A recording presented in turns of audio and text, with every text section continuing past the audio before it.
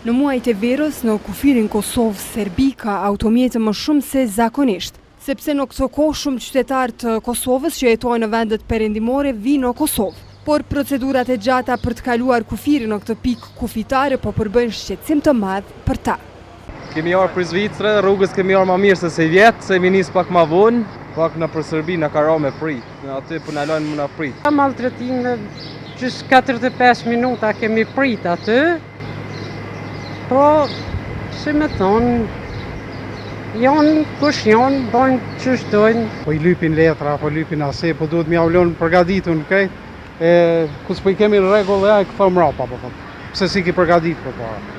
Zëdhënësi i policisë së Kosovës Baki Kelani bëri të ditur se kanë shtuar numrin e policëve në pikat kufitare me qëllim që të shmangin pritjet e gjata. Thotë se komunikojnë vazhdimisht me policinë e Serbisë duke kërkuar shmangjen e pritjeve.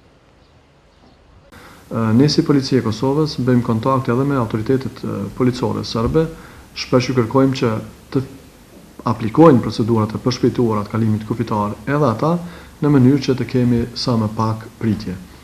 Nëse referohemi informacioneve të mesditës së sotme, informacionet janë që në hyrje diku ka pritje afërsisht rreth 30 minuta, ndërsa në dalje nga 1 deri në 2 orë janë pritjet.